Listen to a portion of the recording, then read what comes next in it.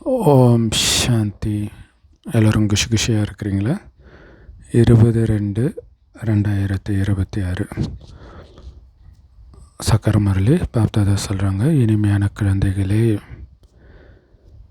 நாம் எல்லையற்ற வருமானம் சம்பாதிக்கணுன்றதில் அளவற்ற ஆர்வம் இருக்கணும். ஜஸ்ட்டு நினச்சாலே வருமானம் வருது இல்லையா? ஸோ அப்போ வருமானம் சம்பாதிக்கிறோன்ற அந்த ஆர்வத்தோடு நினைக்கணும், அப்போ தான் நினைப்பீங்க. ஸோ இந்த படிப்பில் தான் வருமானம் இருக்குது இல்லையா? படிப்புடைய சாரம் நினைவு. ஸோ இந்த படிப்பும் நல்லா படிக்கணும். ஏன்னா இதில் உள்ள விஷயங்களை நினைக்க தான் நினைவு வரும். அது ரொம்ப முக்கியமான விஷயம். முரளியில் உள்ள கருத்துக்களை சிந்தனை பண்ணிக்கிட்டே இருக்கிறது தான் நினைவு. கேள்வி: ஞானம் இல்லாத எந்த ஒரு மகிழ்ச்சியான விஷயம் நமக்கு தடையாகிடுது. சந்தோஷமான விஷயம், ஆனால் அதில் ஞானம் கிடையாது. அதனால் அது நமக்கு முன்னேற்றத்துக்கு தடை. அது என்னது? காட்சி பார்க்கறது. அது மகிழ்ச்சியான விஷயந்தான், ஆனால் சரியான விதத்தில் ஞானம் இல்லைன்னா ரொம்ப குழம்பி போயிடுவாங்க. யாருக்காவது பாபாவுடைய சாட்சாத்காரம் ஏற்படுதுன்னு வச்சுக்கோங்க, பிந்துவை பார்க்குறாங்க, என்ன புரிஞ்சுக்குவாங்க? இன்னுமே குழப்பம்தான் வரும். ஸோ அதனால தான் ஞானம் இல்லாத சாட்சாத்காரத்தின் மூலமாக எந்த லாபமும் கிடையாது. ஸோ இதில் தான் மாயை ரொம்ப தடையை உருவாக்குது. சிலருக்கு சாட்சாத்காரத்தின் தலைகீழான போதை அதிகமாகிடுது. எனக்கு காட்சியை கிடச்சிருக்குது, உங்களுக்கு கிடச்சிருக்குதா அப்படின்ட்டு இது ஒரு போதை. ஸோ அது நமக்கு அதனால்தான் அது தேவை கிடையாது அப்படின்னு பாபா சொல்கிறார். ஸோ சாட்சாத்காரம் பார்க்குறதுல பாபா குழந்தைங்க ஆசை வைக்கக்கூடாது, சாட்சாத்காரம் காட்டுறதுல ஆசை இருக்கணும். எப்போ சம்பூர்ணம் அடைகிறீங்களோ அப்போ தான் சாட்சாத்காரம் காட்ட முடியும். பாடல்: அதிர்ஷ்டத்தை எழுப்பி வந்திருக்கிறேன். ஓம் சாந்தி. இனிமையிலும் இனிமையான குழந்தைங்க, பாட்டை கேட்டீங்க, புது குழந்தைங்க கூட கேட்டீங்க, பழைய ஆத்மாக்களும் கேட்டீங்க. இது ஸ்கூல் அப்படின்னு இளைஞர்களும் உணர்ந்திருக்கிறீங்க. ஸ்கூலில் கண்டிப்பாக ஏதோ ஒரு அதிர்ஷ்டம் உருவாக்கப்படுது இல்லையா? ஏதோ ஒன்று புதுசாக கற்றுக்குறீங்கன்னா அதன் மூலம் அதிர்ஷ்டம் தானே உருவாகுது. ஸோ அந்த லௌகீக ஸ்கூலில் பல வகையான அதிர்ஷ்டங்கள் இருக்குது. டாக்டர் ஆகலாம், வக்கீல் ஆகலாம், இந்த மாதிரி அதிர்ஷ்டத்தை உருவாக்குறாங்க. ஸோ அதிர்ஷ்டம்னா லட்சியம், ஒரு இலக்கு, அதை நோக்கி போகிறது இல்லை. அதிர்ஷ்டம் இல்லாமல் பாடசாலையில் எப்படி படிக்க முடியும்? ஒரு இலக்கு இருக்கணும் இல்லையா? சும்மா படிச்சுட்டு போகிறோன்ட்டு படிப்பாங்களா இத்தனை வருஷம்? அதே மாதிரி இங்கே கூட நாம் அதிர்ஷ்டத்தை உருவாக்குறதுக்கு தான் வந்திருக்கிறோம் அப்படின்னு நமக்கு தெரியும். என்ன அதிர்ஷ்டம்? புது உலகத்துக்காக, அங்கே ராஜ்ய பாக்கியத்தை அடையிறதுக்காக வந்திருக்கிறோம் இல்லையா? புது உலகத்தில் ராஜ்ய பாக்கியம்தான் நாம் உருவாக்குற அதிர்ஷ்டம். ஸோ அதற்கான கல்வி தான் இந்த ராஜயோகம், புது உலகத்துக்கான ஞானம். மற்ற எல்லா கல்வியும் பழைய உலகத்துக்கானது. நமக்கு அந்த புது உலகத்துக்கானது அதுக்காக தயாராகிட்டு இருக்கிறன்றது மைண்டில் பதிய இங்கே இருக்கிற எதன் மீதுமே நமக்கு காரியம் செய்வோம். பட் அப்படியே ஐயோ அது சூப்பர் இல்லை அப்படி மனம் நினைக்காது. கொஞ்ச நேரத்துக்கு பண்ணுறோம் அப்படி தான் தோணும். கொஞ்ச நாள் இருக்கணும்ல, அதுக்காக பண்ணுறோம் அவ்வளோதான்ட்டு. அவங்க பழைய உலகத்துக்காக தான் வக்கீல் ஆகிறாங்க, இன்ஜினியர் ஆகிறாங்க, டாக்டர் ஆகிறாங்க. ஸோ அப்படி பல ஜென்மமாக ஆகி இப்போ பழைய உலகத்துடைய ஆயுட்காலமே ரொம்ப கம்மியாயிடுச்சு இல்லையா? ரொம்ப கம்மியான காலம்தான் இருக்குது. அதனால் பழைய உலகம், அந்த அதிர்ஷ்டம் எல்லாமே அழிய போகுது. அது மரண உலகத்துக்கான அதிர்ஷ்டம், அதாவது இந்த ஜென்மத்துக்கானது. ஆனால் உங்களுடைய இந்த படிப்பு புது உலகத்துக்கானது, ஜென்மத்துக்கானது. ஸோ அந்த புது உலகத்துடைய அதிர்ஷ்டத்தை உருவாக்கிட்டு வந்திருக்கிறீங்க. இங்கே வந்தாலே அதிர்ஷ்டத்தை உருவாக்கிட்டீங்கன்னு அர்த்தம். புது உலகத்தில் உங்களுக்கு ராஜ்ய பாக்கியம் கிடைக்கும். அதற்கான ஞானத்தை இப்போ உங்களுக்கு சுயம் பகவானை, அந்த எல்லையற்ற தந்தையே கற்றுக் கொடுக்குறார். ஏன்னா அவர்கிட்ட இருந்து தான் ஆஸ்தி கிடைக்கணும். எப்படி டாக்டர்கிட்ட இருந்து தானே டாக்டருக்கான ஆஸ்தி கிடைக்குது இல்லையா? டாக்டருக்கு சொல்லிக் கொடுக்குறவங்களும் ஒரு டாக்டராக தான் இருப்பாங்க, அது படித்தவங்களாக தான் இருப்பாங்க. ஸோ அந்த மாதிரி சொர்க்கத்துக்கான ஆஸ்தியை பாபா தான் நமக்கு கொடுக்குறார். மற்றபடி அந்த டாக்டர், இன்ஜினியர் இதெல்லாம் இந்த ஒரு பிறவிக்கான ஆஸ்தி. அதை படித்து அதன் மூலமாக நீங்கள் உழைச்சி சம்பாதிச்சுக்கணும். இன்னொன்று வந்து லௌகீக தந்தைக்கிட்ட இருந்து கிடைக்கிற ஆஸ்தி. ஸோ படிப்பு மூலமாகவும் கிடைக்குது, லௌகீக தந்தை மூலமாகவும் ஆஸ்தி கிடைக்குது. எப்போ வயதானவர்களாக ஆகுறாங்களோ அப்போ வந்து குரு கிட்ட போகிறாங்க. எதுக்காக? எனக்கு பரந்தாமத்துக்கு போகிறதுக்கான கல்வி கொடுங்க, சத்கதி கொடுங்க அப்படின்னு சொல்கிறாங்க. இந்த கலியுகத்திலேருந்து என்னை விடுதலை பண்ணி சாந்தி தாமத்துக்கு அழைச்சிட்டு போங்கன்னு சொல்கிறாங்க. அது உண்மையிலே அவங்களால அழைச்சிட்டு போக முடியாது, பாபாவால் தான் அழைச்சிட்டு போக முடியும். இந்த லௌகீக தந்தைக்கிட்ட இருந்து எல்லைக்குட்பட்ட ஆஸ்தி கிடைக்கிது. ஆசிரியர்கிட்ட, லௌகீக ஆசிரியர்கிட்ட இருந்து இந்த பிறவிக்கான ஆஸ்தி கிடைக்கிது. மற்றபடி குரு கிட்ட இருந்து எதுவுமே கிடைக்கிறது கிடையாது. அப்போ ஜென்ம ஜென்மமாக அது ஏமாற்றமே இல்லையா? இப்போ டீச்சர் அப்பா கிட்ட இருந்து கூட ஏதோ கிடைக்கிது, சின்ன ஆஸ்தி கிடைக்கிது டீச்சர்கிட்ட படித்து. ஸோ அதை படித்து இவங்களும் டீச்சர் ஆகலாம், தையல் ஆசிரியர் ஆகலாம். ஏன்னா சரீர நிர்வாகம் பண்ணணும் இல்லையா வாழறதுக்கு. ஸோ லௌகீக அப்பா மூலமாக கிடைக்கிற ஆஸ்தி இருந்தால் கூட நாமளும் கொஞ்சம் வருமானம் சம்பாதிக்கணும், அதுக்காக தான் படிக்கிறாங்க. குருக்கிட்ட இருந்து எந்த வருமானமும் ஏற்படுறது கிடையாது. சிலர் கீதையை நல்லா படிச்சுட்டு பிறகு கீதையை பற்றி சொற்பொழிவு செய்கிறாங்க. ஆனால் அந்த கீதையினாலேயும் எந்த லாபமும் கிடையாது. ஏன்னா பேரை மாற்றிட்டாங்க இல்லையா? ஸோ அதன் மூலமாக கிடைக்கிறதெல்லாம் அல்பகால சுகம்தான். அப்பா கொடுக்குற ஆஸ்தி, டீச்சர் கொடுக்குற ஆஸ்தி, குரு சத்சங்கம் எல்லாமே. இப்போ இந்த மரண உலகத்துக்கு இன்னும் கொஞ்ச காலம்தான் இருக்குதுன்னு நமக்கு தெரியும். ஏன்னா இந்த பழைய உலகம் அழிய போகுது, நாம் புது உலகத்துடைய அதிர்ஷ்டத்தை உருவாக்கி வந்திருக்கிறோம் அப்படின்னு நமக்கு தெரியும். இந்த பழைய உலகம் அழிஞ்சு போக போகுது. ஸோ உங்கள் லௌகீக அப்பா மூலமாக கிடைச்ச சொத்தும் சரி, அல்லது நீங்கள் சம்பாதிச்சு சேர்த்த சொத்தும் சரி, எல்லாமே அழிய போகுது. வெறும் கையோடு தான் போக போகிறீங்க. ஸோ அப்போ புது உலகத்துக்கு சம்பாதிக்கணும். இல்லை நீங்கள் சம்பாதிக்கிறத வச்சு தான் வரப்போகுது. ஆனால் இதை பழைய உலகத்தின் மனிதர்கள் அந்த சம்பாத்தியம் செய்ய வைக்க முடியாது உங்களை. சிவபாபா தான் புது உலகத்துக்காக உங்களை வருமானம் சம்பாதிக்க வைக்கிறார். இங்கே நீங்கள் புது உலகத்துக்கான அதிர்ஷ்டத்தை உருவாக்குறதுக்காக வந்திருக்கிறீங்க. இந்த தந்தை தான் உங்களுக்கு தந்தையாக, ஆசிரியராக, குருவாக இருக்கிறார். சங்கமயுகத்தில் தான் அவர் வரார். எதிர்காலத்திற்கான வருமானம் செய்கிறதுக்கு கற்றுக் கொடுக்கிறார். மற்றபடி இந்த பழைய உலகம் இன்னும் கொஞ்ச காலம்தான் இருக்க போகுது. பாவம் மனிதர்களுக்கு இது தெரியல. 10 தலைமுறைக்கு சொத்து சேர்த்துட்டு இருக்கிறாங்க. புது உலகம் மறுபடியும் எப்போ வரும்? இவங்க கட்டுக்கதை சொல்கிறாங்க அப்படின்னு பேசுகிறாங்க. ஸோ இந்த மாதிரியும் நிறைய பேர் புரிஞ்சுக்கிறவங்க இருக்கிறாங்க. புது உலகம் இல்லை 2036 உலகம் அழியலைன்னா உங்களை எங்கே வந்து சந்திக்கலாம் அப்படிலாம் இல்லையா? இங்கே கடவுள் நடத்துகிறாருன்றது தான் இங்கே முக்கியமான விஷயம். உலகம் அழியுதா இல்லையா, கரெக்டாக எப்படி நடக்கும் அப்படியெல்லாம் பாபா சொன்னதும் கிடையாது இல்லையா? 2036 அழியாத பொழுது நிறைய பேர் விட்டுட்டு போகலாம். ஏன்னா எல்லோரும் போகணும் இல்லை, ஃபில்டர் பண்ணணும் இல்லை. கொஞ்சம் நாள் கழிச்சு திடீர்னு நினைக்காத நேரத்தில் நடக்கும். எல்லாம் டக்கு டக்குன்னு தான் நடக்கும்னு பாபா சொல்கிறார். ஸோ அப்படின்னு என்ன தான் 2036 வரைக்கும் நான் நம்ப மாட்டேன்னு முடிவு பண்ணிட்டாங்க. யாருக்கு நஷ்டம்? அதுக்கப்புறம் நம்பி என்ன பிரயோஜனம்? சாகும்போது எல்லாம் தான் சங்கரன்னு கற்று போகிறாங்க. அதனால் என்ன பிரயோஜனம்? ஸோ அதான் சொல்கிறார், இப்படி புரிஞ்சுக்கிறவங்க நிறைய பேர் இருக்கிறாங்க. இது கட்டுக்கதைன்ட்டு. புது உலகம் ஸ்தாபனை ஆகுதுன்னு தந்தை சொல்கிறார். ஆனால் குழந்தைங்க இது கட்டுக்கதைன்னு சொல்கிறாங்க.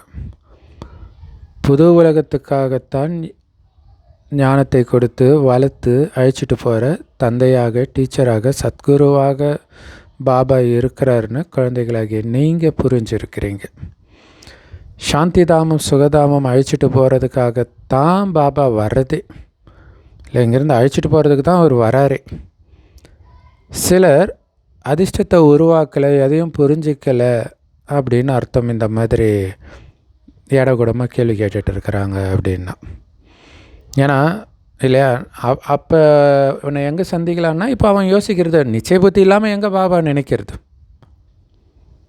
அதான் பாப்பா சொல்கிறார், இது ஒரு பெரிய விஷயம் கிடையாது. ஏன்னா ஒரே வீட்டிலே மனைவி பாபா குழந்தைய ஞானத்தை எடுப்பாங்க, கணவன் படிக்க மாட்டார்.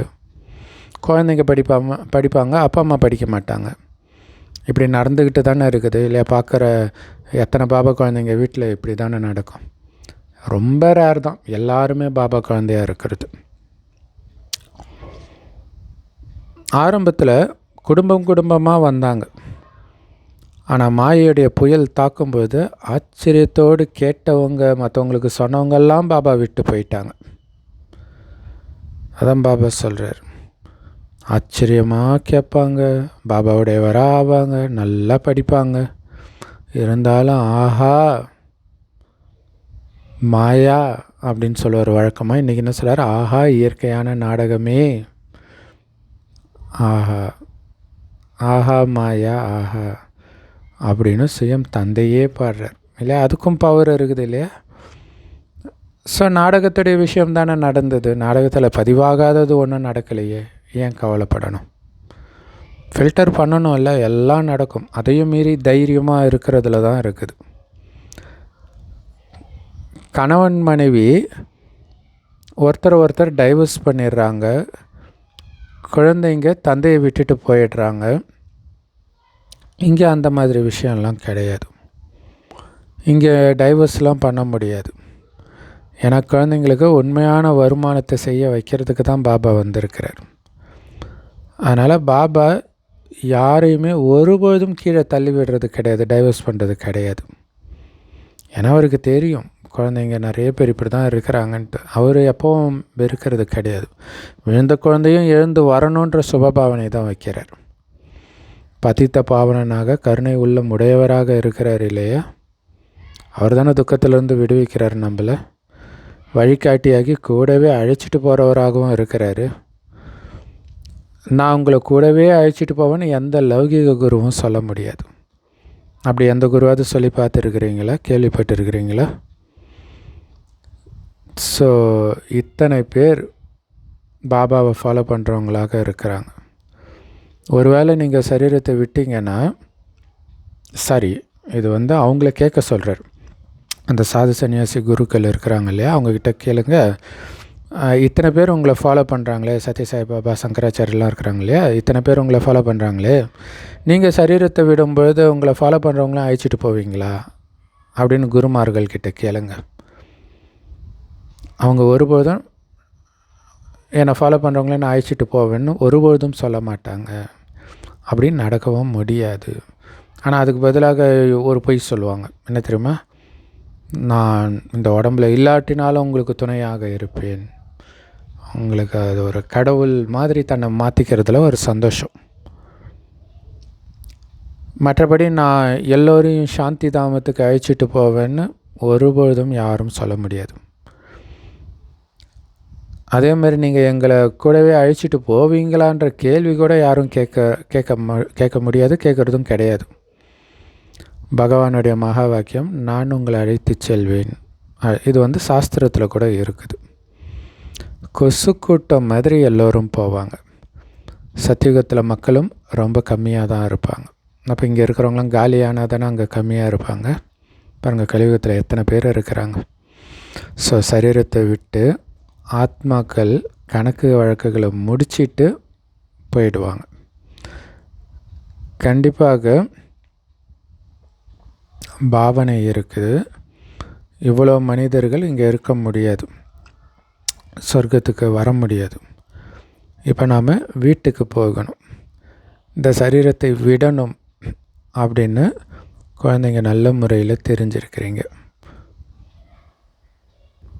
நீங்கள் இறந்துட்டால் உலகமும் இறந்துடும் அப்படின்னு அர்த்தம்னா, இப்போ புத்தியினால் மறக்கிறது தான் இறக்கிறது, உலகத்தையே மறக்கிறது. அப்போ உலகமே இறந்துட்ட மாதிரி தான். உங்களை ஆத்மான்னு புரிஞ்சுக்கிட்டு பாபாவை நினைவு செய்யுங்க. ஏன்னா இந்த பழைய உடம்புன்ற ட்ரெஸ்ஸை விடணும். ஏன்னா இந்த உலகமும் பழசு, உடம்பும் பழசு. இதை குஷியாக விடணும். ஏன்னா நமக்காகவே புது வீடு தயாராகிட்டு இருக்குது. அப்படின்னா பழைய வீட்டில் உட்காந்துட்டு இருந்தால் கூட நம்மளுடைய புத்தி புது வீட்டில் தான் இருக்கும். நமக்காகவே புது வீடு உருவாகிட்டு இருக்குது அப்படின்ற எண்ணம் ஓடிக்கிட்டே இருக்கும் இல்லையா? ஸோ சுகமான உலகம் உருவாகிட்டு இருக்குது. அதை நினச்சிக்கிட்டே இருங்க, பழைய உலகத்தை நினைக்காதீங்கன்றார். ஸோ அப்போ உங்களுடைய புத்தி புது வீட்டின் பக்கம் போயிடும். ஸோ இங்கே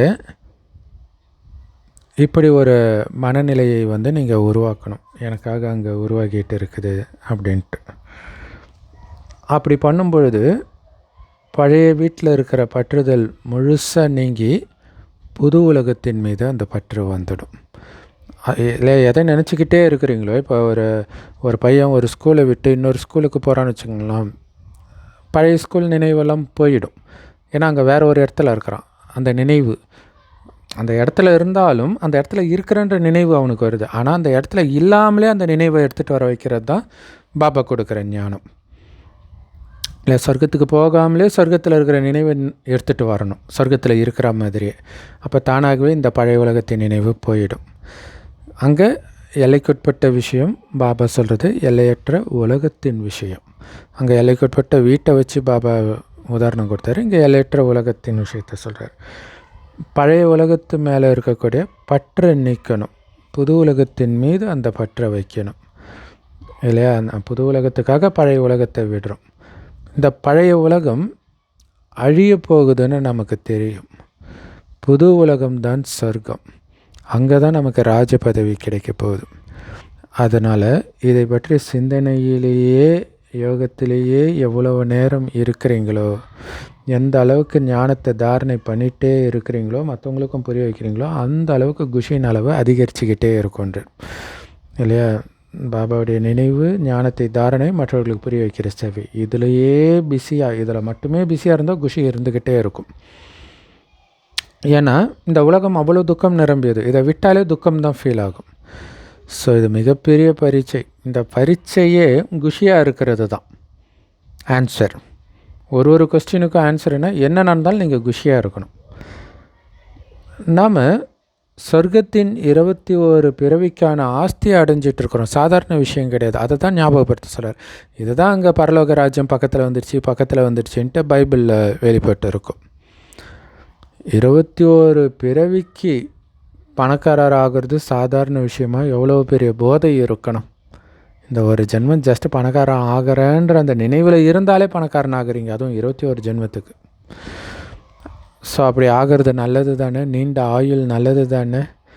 சொர்க்கத்தில் நீண்ட ஆயுள் இல்லையா? இங்கே நீண்ட ஆயுள் தான் துக்கம். சிருஷ்டி சக்கரத்தை நினைவு பண்ணுறது, எந்த அளவுக்கு தனக்கு சமமாக மற்றவர்களையும் ஆக்குறீங்களோ, சிருஷ்டி சக்கரத்தை நினைக்கிறீங்களோ, அந்த அளவுக்கு உங்களுக்கு தான் லாபம். ராஜா ஆகணுன்னா கண்டிப்பாக பிரஜைகளையும் உருவாக்கணும் தானே? கண்காட்சியில் நிறைய பேர் வராங்க, கண்டிப்பாக அவங்க எல்லோரும் பிரஜைகள் ஆகிடுவாங்க. ஏன்னா அவங்க கேட்குற இந்த அழிவற்ற ஞானம் கண்டிப்பாக விநாசமாகவே ஆகாது. தூய்மையாக ஆகி தூய்மையான உலகத்துக்கு எஜமானர்களாக நாம் ஆகணும் அப்படிங்கிறது நம்ம புத்தியில் வந்துடும். இப்படியே பயிற்சி பண்ண இல்லையா? பாபா நினைவு, ஞானத்தை சிந்தனை பண்ணுறது, சக்கரத்தை சுற்றுறது, இதை மற்றவங்களுக்கு கொடுக்க நான் அந்த தூய்மையான உலகத்துக்கு அதிபதி ஆகிட்டு இருக்கிற அந்த போதை வந்துடும்ன்றார். அதை பண்ணிக்கிட்டே இருக்கணும் இல்லையா? நமக்கு அந்த போதை வர உலகத்தில் துக்கம் அதிகமாகும். அப்போ இந்த சுகத்தின் போதை தான் வைப்ரேஷனாக உலகத்துக்கு பரவும். அதிக முயற்சி செய்யும் பொழுது அப்போ பாருங்க, உலகமே ஒரு கோயில் மாதிரி அந்த கோயில் ஃபுல்லாக வைப்ரேஷனை பரப்ப வேண்டியது உங்களுடைய கடமை. ஸோ அதிக முயற்சி செஞ்சால் பிரஜையில் கூட உயர்ந்த பதவி அடைவீங்க, இல்லாட்டினா குறைஞ்ச பதவி தான் அடைவீங்க. ஏன்னா வரிசை கிரமம் இருக்குது இல்லையா? ராமராஜ்யம் ஸ்தாபனை ஆகிட்டு இருக்குது, ராவண ராஜ்யம் அழிஞ்சிடும். சத்தியுகத்தில் தேவதைகள் தான் இருப்பார்கள். நினைவு யாத்திரை மூலமாக நீங்கள் சதோப்பிரதானமான உலகத்துக்கு எஜமானர்களாக ஆகிடுவீங்க. இல்லை, நீங்கள் சதோப்பிரதானம் ஆகிடுவீங்க. சதோப்பிரதானமானாலே சதோப்பிரதானமான உலகத்துக்கு எஜமானரும் ஆகிடுவீங்க. ஏன்னா ராஜாவும் சதோப்பிரதான உலகத்துக்கு எஜமானர் தான், பிரஜைகளும் எஜமானர் தான். நம்முடைய பாரதம் அனைத்தையும் விட உயர்ந்தது அப்படின்னு பிரஜைகளும் சொல்லுவாங்க தானே. உண்மையிலே பாரதம் ரொம்ப உயர்ந்ததாக இருந்தது. ஆனால் இப்போ அப்படி கிடையாது. ஸோ இப்போ உயர்ந்ததாக இல்லைன்றதுனால எப்போவுமே உயர்ந்ததாக இல்லைன்னு அர்த்தம் இல்லை, கண்டிப்பாக உயர்ந்ததாக இருந்தது. இப்போ முற்றிலும் ஏழை ஆயிடுச்சு. பழமையான பாரதம் எல்லாத்தையும் விட பணக்கார நாடாக இருந்துச்சு. பாரதவாசிகளாகிய நாம் மிக உயர்ந்த தேவதா குலத்தை சார்ந்தவர்களாக இருந்தோம். வேறு யாரையுமே தேவதைன்னு சொல்ல முடியாது. ஸோ அந்த மாதிரி உயர்ந்த குலத்தை சார்ந்தவர்களாக நாம் தான் இருந்தோம். ஸோ இப்போ மீண்டும் தேவதை ஆகிறதுக்காக நாம் இந்த ஞானத்தை படிக்கிறோம். பிறகு மற்றவர்களுக்கும் புரிய வைக்கணும், மனிதர்களுக்கு புரிய வைக்கணும் இல்லை? அதுக்காக உங்ககிட்ட படங்களும் இருக்குது தானே. இந்த பதவியை அவங்க எப்படி அடைஞ்சாங்கன்னு புரிய வைங்க, நிரூபித்து புரிய வைக்க முடியும். 4 டேட்டு எல்லாமே உங்களால் கரெக்டாக சொல்ல முடியும். இப்போ இவங்க மறுபடியும் சிவபாபா கிட்டேருந்து இந்த பதவியை அடைஞ்சிட்டு இருக்கிறாங்க லக்ஷ்மி நாராயணன் அப்படின்னு சொல்லுங்கள். அவங்களுடைய சிலை இருக்குது இல்லையா கோயிலில், அவர்களை அப்படி ஆக்குறது பரமபிதா பரமாத்மா சிவன் இந்த பிரம்மா மூலமாக ஞானத்தை கற்றுக் கொடுக்கிறார். ஸோ அதன் மூலமாகத்தான் நாம் பாபாவை நினைத்து யோக பலத்தை நிரப்பி 21 பிறவிக்கான ஆஸ்தியை அடைகிறோம். சூரிய வம்ச தேவி தேவதைகளாகிய நாம தான் விஷ்ணுபுரிக்கு எஜமானர்களாக ஆக முடியும். சிவபாபா இந்த பிரம்மாண்ட தாதா மூலமாக அல்லது மூத்த சகோதரர் மூலமாக நமக்கு இந்த ஆஸ்தியை கொடுத்துட்டு இருக்கிறார். முதல்ல பிரம்மாவுடைய ஆத்மா தான் இதை கேட்டு தாரணை பண்ணுது. ஸோ முதல்ல கேட்குறது பிரம்மாவுடைய ஆத்மா தான். மூல விஷயமே இது தான் இல்லை, இந்த ஞானத்தை ஆத்மா தான் தாரணை பண்ணும்.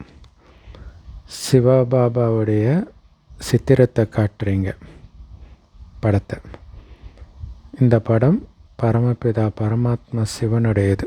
செம்பு நிறமான ஒளி உலகத்தில் நட்சத்திரம் மாதிரி காட்டுறோம் இல்லையா, அது சிவபாபாவுடைய உருவம்.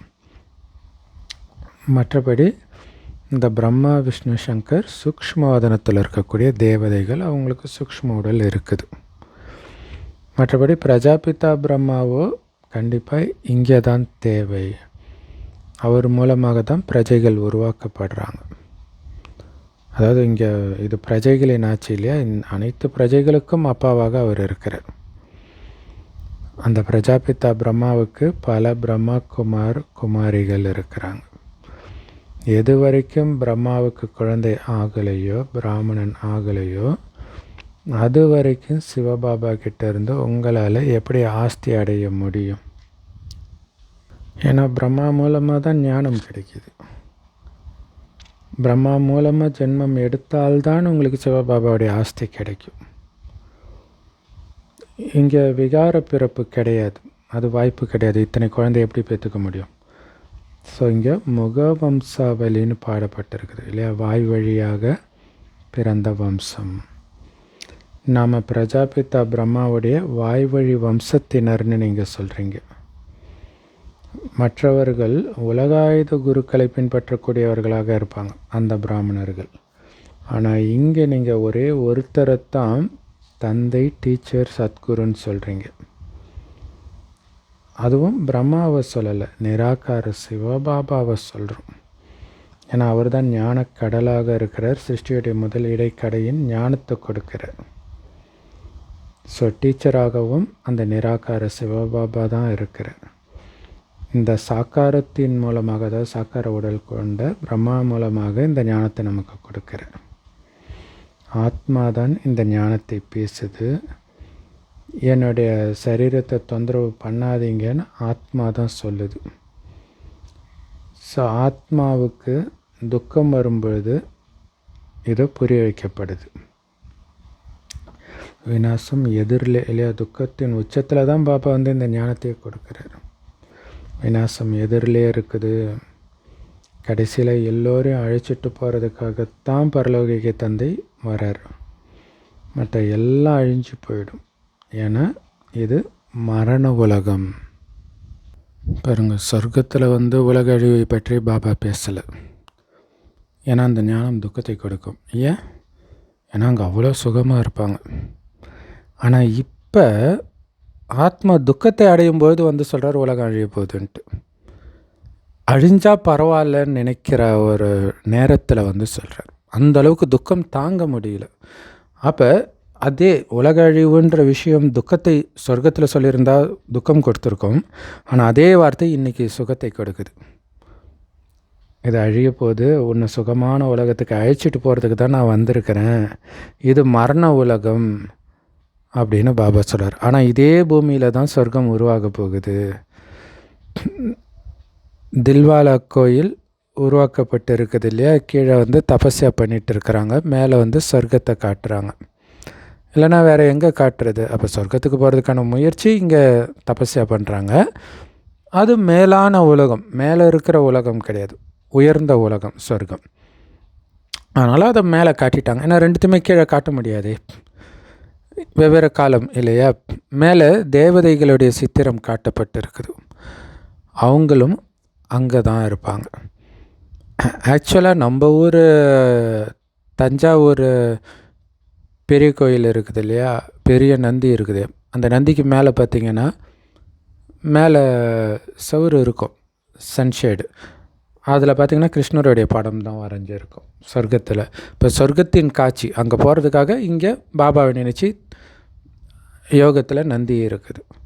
ஸோ ரொம்ப பர்ஃபெக்டாகவே கொடுக்கப்பட்டு இருக்குது. தில்வாடா கோயிலை விடவே இது பர்ஃபெக்டாக இருக்குது. ஏன்னா மனுஷனுக்கு பதில் நந்தி இருக்கிற மாதிரி காட்டிட்டாங்க, அவ்வளோதான். ஸோ அப்போ நம்ம புரிய வைக்கிறதுக்கு இதை யுக்தியாக புரிய வைக்கணும்.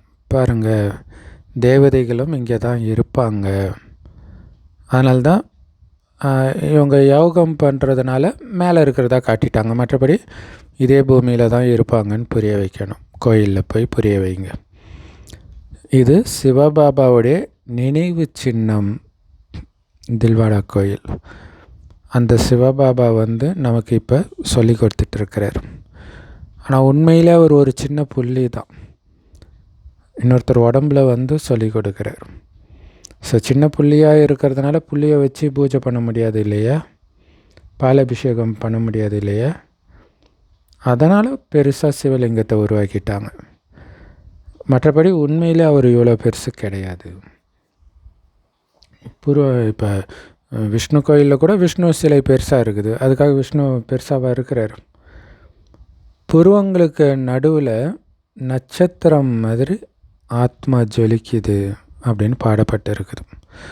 ரொம்ப ரொம்ப சூக்ஷ்மமான புள்ளியாகத்தான் ஆத்மாவும் இருக்குது, பாபாவும் இருக்கிறார். ஒருவேளை பெரிய பொருளாக இருந்தால் தான் விஞ்ஞானிகள் உடனே கண்டுபிடிச்சிடுவாங்களே. அவங்களுக்கு தெரியலையே கடவுளை பற்றி, ஆத்மாவை பற்றியும்.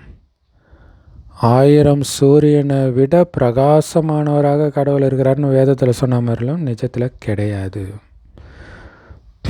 ஸோ சில பக்தர்கள் கூட ஞானத்தை எடுக்கிறதுக்கு வராங்க. நான் இந்த முகத்தை பார்க்குறதுக்காகவே வரேன்னு சொல்கிறாங்க. அப்படின்னா என்ன அர்த்தம் தெரியுமா? பரமபிதா பரமாத்மாவுடைய முழு அறிமுகம் அவங்களுக்கு கிடைக்கலன்னு பாபா புரிஞ்சுக்கிறார். பாபாவுக்கு ஏது முகம் பார்க்குறதுக்கு? இன்னும் அதிர்ஷ்டம் திறக்கப்படலை. எதுவரை அப்பாவை தெரிஞ்சுக்கலையோ அது வரைக்கும் நான் ஆத்மா சின்ன புள்ளியாக இருக்கிறேன், சிவபாபாவும் சின்ன புள்ளியாக இருக்கிறாரு, அவரை நினைவு செய்யணும் அப்படின்னு புரிஞ்சிக்க மாட்டாங்க. ஒருவேளை கரெக்டாக அப்படி புரிஞ்சிக்கிட்டு நினைவு செஞ்சாங்கன்னா தான் பாவம் அழியும். மற்றபடி நான் இதை பார்த்தேன், இப்படி பார்த்தேன், அப்படி இப்படின்னு சொல்லுவாங்க. இதெல்லாம் மாயையுடைய தடைகள். எனக்கு தந்தை கிடைச்சிட்டாருன்ற குஷியில் இப்போ இருப்பாங்க. கிருஷ்ணருடைய சாட்சாத்காரம் கிடைச்ச உடனே ரொம்ப சந்தோஷத்தில் டான்ஸ் ஆடுவாங்க. ஆனால் அதன் மூலமாக எந்த சத்கதியும் ஏற்பட போகிறது கிடையாது. ஸோ அப்போ அந்த சாட்சாத்காரம் கிடைக்கிறதே வேஸ்ட்டுன்றார். ஏன்னா அவங்களுக்கு புரியலையே ஞானம். நல்ல முறையில் அவங்க படிக்கலைன்னா பிரஜையாக போயிடுவாங்க. சாட்சாத்காரத்துடைய நன்மையும் கிடைக்கணும்ல. பக்தி மார்க்கத்தில் சாட்சாத்காரத்துக்காக ரொம்ப முயற்சி பண்ணும்போது தான் அவங்களுக்கு காட்சி கிடைக்கிது. ஆனால் இங்கே சும்மா ஸ்லைட்டாக முயற்சி பண்ணிட்டாலே கிடச்சிடுது. ஏன்னா இங்கே எல்லா ஆசையும் பாபா நிறைவேற்றுறாரு. ஆனால் எந்த லாபமும் கிடையாது. அதனால் அது தவறான ஆசை, அதை வைக்கக்கூடாது. கிருஷ்ணபுரியில் சாதாரண பிரஜை ஆகிடுவாங்க. ஸோ இதை நிறைய பாபா குழந்தைங்க சொல்லுவாங்க, நான் நினைக்கிறதெல்லாம் நடக்குது அப்படின்ட்டு. சாட்சாத்காரமும் அப்படி தான். ஆனால் அப்படி எதையும் நினைக்காதீங்கன்னு தான் சொல்கிறார். இங்கே எல்லாத்தையும் விட்டுட்டு போகணும். இன்னும் இது வேணும் அது வேணும்னு ஏன் நினைக்கிறீங்கன்றார். அப்போ கிருஷ்ணபுரியில் சாதாரண பிரஜை ஆகிடுவீங்க. அதுக்கா பாபா குழந்தையானோ? ஸோ சாட்சாத்காரம் பக்தியிலே கிடைக்கும். அதுக்கா பாபா குழந்தையானோ? இங்கே பாபா ஞானம் சொல்லிகிட்டு இருக்கிறார். அந்த ஞானம் முக்கியமான விஷயமே தூய்மை ஆகிறத பற்றி தான். அதனால் கண்டிப்பாக தூய்மை ஆகணுங்கிறது தான் பாபாவுடைய கட்டளை. ஆனால் சிலரால் தூய்மையாக இருக்க முடிகிறது கிடையாது. அழுக்கான சிலர் இங்கே மறைஞ்சி வந்துடுறாங்க தூய்மையாக இருக்கிறேன்னு போய் சொல்லிட்டு. அவங்க தங்களையே நஷ்டப்படுத்திக்கிறாங்கன்னு பாபா சொல்கிறார். உங்களை நீங்களே ஏமாற்றிக்கிறீங்க. இங்கே தந்தையை ஏமாத்துகிற விஷயம் கிடையாது.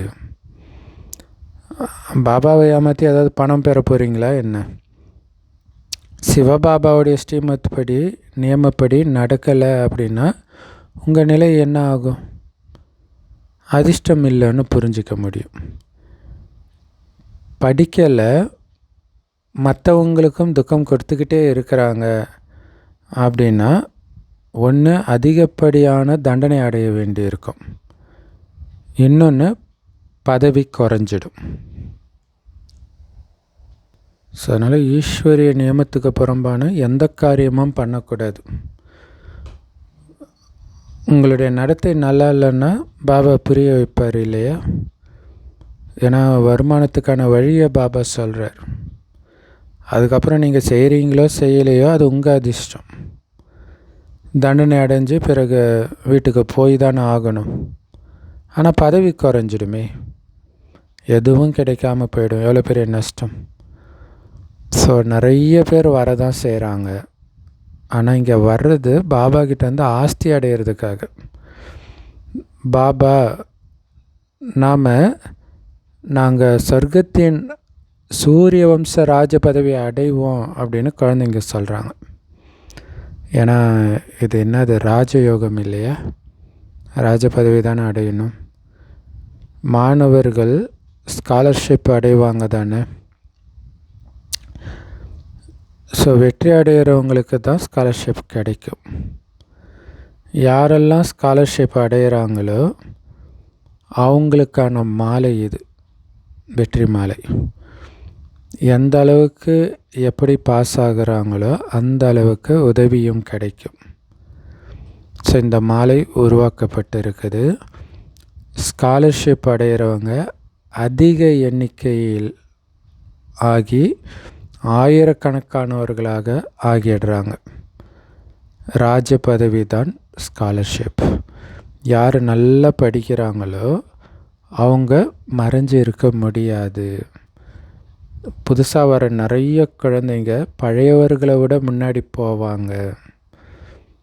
எனக்கு இந்த படிப்பு ரொம்ப பிடிச்சிருக்குது, இந்த உலகாயுத படிப்பு முடித்த உடனே இந்த படிப்பில் ஈடுபட்டுடுவேன், என்னுடைய வாழ்க்கையை வைரம் மாதிரி ஆக்கிடுவேன், நான் உண்மையான வருமானம் செஞ்சு 21 பிறவிக்கான ஆஸ்தி அடைவேன் அப்படின்னு நான் சத்தியம் பண்ணுறேன்னு சொல்லக்கூடிய சில சகோதரிகளும் வராங்க. எவ்வளோ குஷி வருது. இந்த ஆஸ்தியை இப்போ அடையலைன்னா பிறகு எப்போவுமே அடைய முடியாதுன்னு அவங்க தெரிஞ்சிருக்கிறாங்க. ஸோ அப்போ படிப்பில் ஆர்வம் இருக்கும் இல்லையா? சிலருக்கு இந்த ஞானத்தை புரிஞ்சிக்கணுன்றதில் கூட கொஞ்சம் கூட ஆர்வம் இல்லாமல் இருக்கிறாங்க. ஸோ பழையவர்களுக்கும் புதியவர்கள் அளவுக்கு ஆர்வம் இருக்க மாட்டேங்குது. எவ்வளோ ஆச்சரியமாக இருக்குது. நாடகப்படி அதிர்ஷ்டத்தில் இல்லைன்னா பகவான் தான் என்ன பண்ண முடியும்? அப்படி தானே பாபா சொல்ல முடியும். இருந்தாலும் டீச்சருடைய வேலை நடத்துறது நல்லது. இது ஆக்சுவலாக பைபிளில் கூட வெளிப்பட்டிருக்குதான். என்னை விட எனக்கு பின்னாடி வரவங்க நல்ல ஞானம் சொல்லுவாங்க அப்படின்னு இயேசு சொல்கிற மாதிரி. அற்புதமான முரளி கொடுத்த அன்பான தாய் தந்தை பாப்தாதாவுக்கு அன்பு நினைவுகள் மற்றும் காலை வணக்கம். பாப்தாதா சொல்கிறாங்க, உங்களுடைய பலவீனங்களை மறைக்கிறது கூட உங்களை நீங்களே ஏமாற்றிக்கிறது தான். அதனால் உங்களை ஒருபோதும் ஏமாற்றிக்காதீங்க. உங்களுடைய அதிர்ஷ்டத்தை உருவாக்கிக்கிறதுக்காகத்தான் இங்கே வந்திருக்கிறீங்க. அதனால் ஸ்ரீமத்துக்கு புறம்பான எந்த காரியமும் பண்ணக்கூடாது. படிப்பில் அவ்வளோ ஆர்வம் இருக்கணும். உங்களுக்கு சமமாக மற்றவர்களை ஆக்கிற சேவையும் பண்ணணும். வரதானம்: அமிர்த வேலையின் உதவி அல்லது ஸ்ரீமத் பாலனையின் மூலம் நினைவை சக்திசாலியாக ஆக்கக்கூடிய நினைவு சொரூபம் ஆகுங்கள். அதுக்கு விளக்கம்: உங்களுடைய நினைவை சக்திசாலியாக ஆக்கணும் அல்லது இயற்கையாகவே நினைவு சொரூபமாகணும் அப்படின்னா அமிர்த வேலை நேரத்தின் மகத்துவத்தை தெரிஞ்சுக்கோங்க. ஸ்ரீமத்து இருக்கிற மாதிரி நேரத்தை புரிஞ்சிக்கிட்டு நேரத்தின்படி நடந்துக்கும் பொழுது ஈஸியாக எல்லா பிராப்தியும் உங்களால் அடைய முடியும். கடின உழைப்பிலிருந்தும் விடுபட்டுடுவீங்க. ஸோ அதனால் அமிர்த வேலையின் மகத்துவத்தை புரிஞ்சிக்கிட்டு நடக்கிறதன் மூலம் ஒவ்வொரு காரியமுமே மகத்துவம் வாய்ந்ததாகிடும். அந்த நேரத்தில் விசேஷ அமைதியும் இருக்கும். அதனால் ஈஸியாக நினைவை சக்திசாலியாக ஆக்கிட முடியும். இல்லை வேறு எந்த டிஸ்டர்பன்ஸும் ஸ்தூலமாகவும் இருக்காது. சூக்ஷ்மமாக அந்த எண்ணத்தின் டிஸ்டர்பன்ஸ், மற்றவங்க தான் தூங்கிடுவாங்களே, ஸோ அந்த எண்ணத்தின் மூலமாக தாக்குற டிஸ்டர்பன்ஸும் இருக்காது. ஸோ அதனால் அது அப்படிப்பட்ட ஒரு மகத்துவம் வாய்ந்த நேரத்தில் நீங்கள் நினைவு செய்யும் பொழுது நிரந்தர நினைவு, அதான் நினைவு சொரூபமாகிறதுன்றது, அதை உங்களால் அடைய முடியுன்றார். அப்போ எல்லா பிராப்தியும் அடைஞ்சிடுவீங்க இல்லையா? நினைவின் மூலமாக தான் நம்ம அனைத்தையுமே அடையிறோம். அப்போ கஷ்டப்பட்டு உழைக்க தேவையில்லை, தானாகவே அந்த நினைவு இருந்துக்கிட்டே இருக்கும். ஸோ அதனால் அந்த அமிர்த வேலை மகத்துவத்தை புரிஞ்சுக்கிட்டு அந்த நேரம் நீங்கள் யோகத்தில் இருக்கும் பொழுது அதுக்கப்புறம் நீங்கள் செய்கிற எல்லா காரியமுமே மகத்துவம் வாய்ந்ததாக இருக்கும். ஏன்னா நினைவோடவே செய்வீங்க. அதனால் அந்த அமிர்த வேலையின் சக்திசாலியான நேரத்தின் அந்த விசேஷ அமைதியின் பலனை எடுக்கணும். எடுத்திங்கன்னா ஈஸியாக சக்திசாலியான நினைவு இருக்கும். ஸ்லோகன்: நினைவு மற்றும் சுயநலமற்ற சேவையின் மூலம் மாயாஜித் ஆகக்கூடியவர்கள் தான் சதா வெற்றியாளர்கள். ஸோ நினைவு மூலமாக சேவை செய்யணும் இல்லையா? பாபாவை நினைக்கிறதா இங்கே மெயின் சேவை, வேலை எல்லாமே. அது கூடவே மற்ற சேவையும் செய்கிறோம். அப்போ சுயநலம் இருக்காது. வெறும் நினைவில்லாமல் சேவை இருக்குது இல்லையா? இதன் மூலமாக நான் சொர்க்கத்துக்கு போயிட்டு இருக்கிறேன், வழியில் வர தடையெல்லாம் அழிக்கிறேன், சுயநலமான எண்ணத்தை அழிக்கிறேன். இந்த நினைவோடு சேவை செய்யும்போது மாயக்கிட்டேருந்து தப்பிச்சிடுங்க. இந்த நினைவில்லைனாலே தானாகவே கலியுகத்தின் குணம் வெளிப்படும், சுயநலம்லாம் வெளிப்படும். அப்போ மாயஜித் ஆக முடியாது, சதா வெற்றியாளர்கள் ஆக முடியாமல் போயிடும். ஸோ அதனால் நினைவோடு சுயநலமற்ற சேவை செய்யணும். அவ்யக்த இஷாரா: ஒற்றுமை மற்றும் நம்பிக்கையின் விசேஷத்தா மூலம் வெற்றி நிறைந்தவர் ஆகுங்கள். குழு ரூபத்தில் பிராமண குழந்தைகளாகிய நீங்கள் உங்களுக்குள்ளே சந்திக்கும்போது உங்களுடைய மொழி அவ்யக்த உணர்வு உடையதாக இருக்கணும். ஃபரிஸ்தாக்கள் தங்களுக்குள்ளே பேசிக்கிறாங்கன்ற மாதிரி தான் மற்றவங்களுக்கு அனுபவம் ஆகணும். அதாவது ஆத்மா கிட்ட பேசுது, உடம்போடு பேசுது, அப்படி அனுபவம் ஆகக்கூடாது. ஸோ இதுக்கு என்ன பண்ணணும் அப்படின்னா, மற்றவர்களுடைய குறைகளை அல்லது தவறை கேள்விப்பட்டிருப்பீங்கள, அது மனசில் கூட அது நடந்திருக்கும் அப்படின்ற எண்ணம் வரக்கூடாது. இவங்க ஏதோ சொல்கிறாங்க, இப்போ பிடிக்கல போல இருக்குதுன்ட்டு அதை விட்டுடணும். ஏன்னா அப்போ அதுதான் ஞாபகம் வரும். அதனால் இந்த மாதிரி ஸ்திதி உங்களுக்கு எப்போ ஏற்படுதோ அப்போ தான் பாபாவுடைய சுப விருப்பம் என்னது, குழுவில் ஒற்றுமை இருக்கணுன்றது, அந்த விருப்பம் நடைமுறைப்படுத்தப்படும். எப்போ யாருடைய குறையும் பார்க்கக்கூடாது. ஆத்மா பாய் கடவுளோட குழந்தை பேசிகிட்டு இருக்குது, அல்லது ஃபரிஸ்தா பரந்தாமத்தில் பேசிகிட்டு இருக்கிறேன், அல்லது சூக்ஷ்மதனத்தில் பேசிகிட்டு இருக்கிறேன். இந்த பூமியை மறந்துடுங்க. ஏன்னா பரந்தாமத்துக்கு எப்போ போக முடியும்? எல்லா பாவத்தையும் அழிச்சா தான் போக முடியும். சூக்ஷ்மதனத்துக்குமே அப்படி தான். ஸோ அப்போ பாவமே இல்லாதவர்கள்கிட்ட நான் பேசிகிட்டு இருக்கிறேன், அந்த உணர்வில் இருக்கணும். அப்போ தான் குழுவில் ஒற்றுமை இருக்கும். குழுவில் ஒற்றுமை இருந்தால் தான் பாபா வெளிப்படுவார். ஓம் சாந்தி. Love you Bap Dada. Thank you Bap Dada. குஷியாக இருங்க, குளிர்ச்சியாக இருங்க.